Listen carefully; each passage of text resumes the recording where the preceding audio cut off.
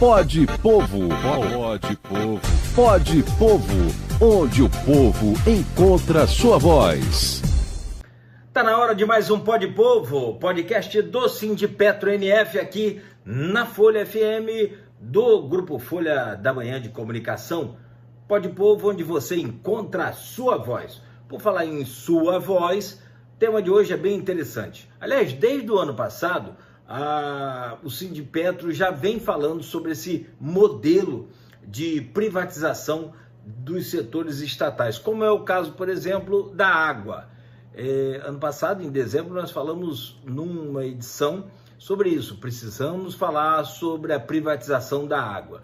Agora, com essa crise, por conta do aparecimento de algas e o surgimento das geosminas em função dessas algas, o Sindipetro continua batendo nessa tecla de que esse sistema de privatização, essa forma de privatização, por exemplo, desse serviço que era público, está errado.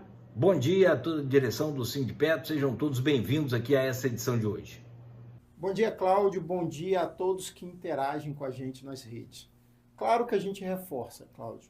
Nós entendemos que o fornecimento de água é um serviço básico e deve ser atendido a toda a população. É um serviço básico humanitário.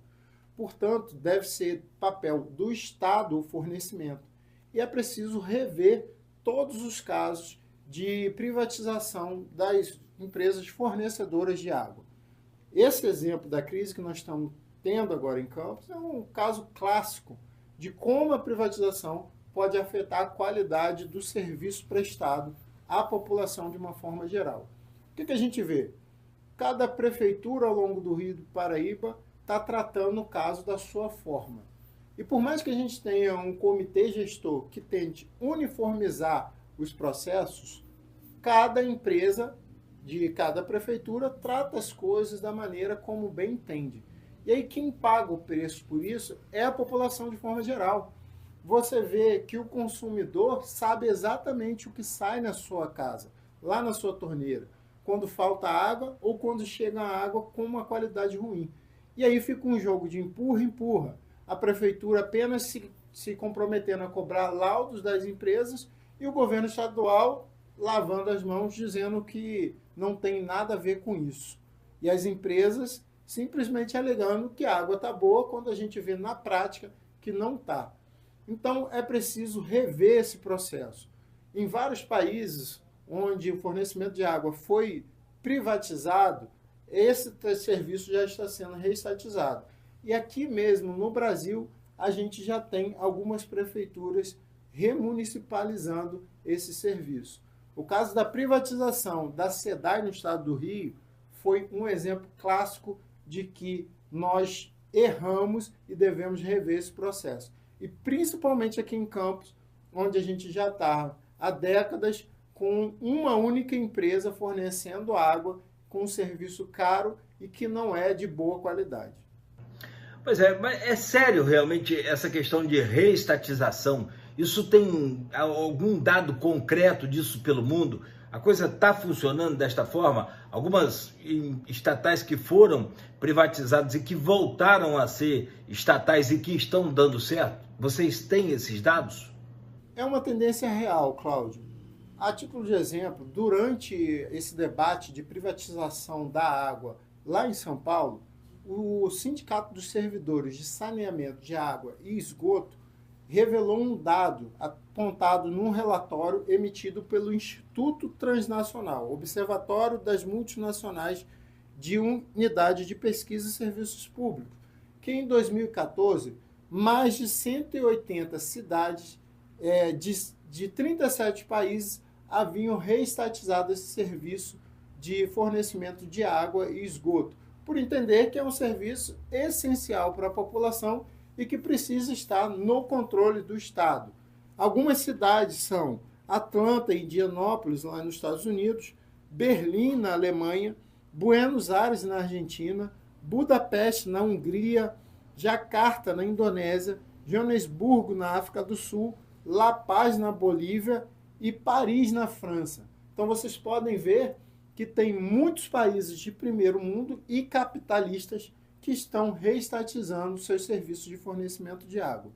E aí eu destaco a França, que é a sede da Olimpíada agora em Paris. Olha só o que o secretário de Serviços de Água, que reassumiu a estatização do fornecimento de água de Paris, na França, disse em 2009, o Benjamin Gestin. O primeiro motivo é o controle da cidade de Paris sobre um serviço que é competência municipal.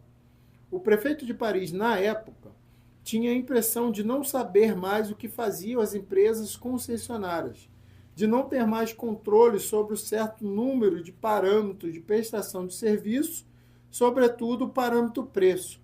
Foi constatada uma perda de controle por parte dos vereadores, representantes da população e dos próprios cidadãos de serviços público da água.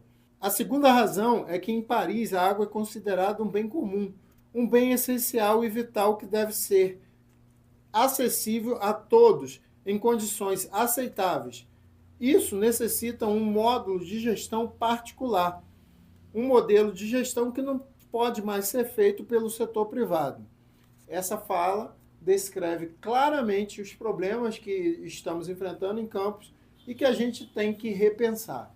Olha, muito importante, como sempre, esses temas, esses assuntos que o Sindipetro tem trazido aqui no Pode Povo, e é justamente isso, não está só dentro daquela esfera, daquela bolha específica de trabalhadores offshore. Não, está para todo mundo, como é o caso agora, por exemplo, dessa questão da água, e que nós precisamos debater, discutir.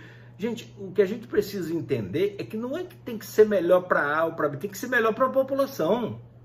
Tem que ser sempre o melhor para a população. As empresas ou o Estado, qual o sistema escolhido, é o que menos importa. O que importa é que a população seja bem atendida. Isso nós não podemos abrir mão em esfera nenhuma. Olha a Enel aí. Isso aí é outra complicação que a população aceita assim, muito pacificamente, no meu entendimento. Mas esse é assunto para outro Pode Povo, tenho certeza que a gente vai trazer aqui. Valeu, gente, obrigado e até a próxima. Continue ligado aqui no Pode Povo, podcast do Sindipetro NF.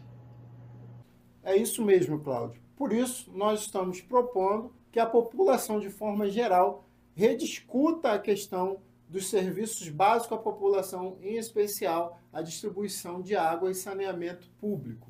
Um abraço e até a próxima.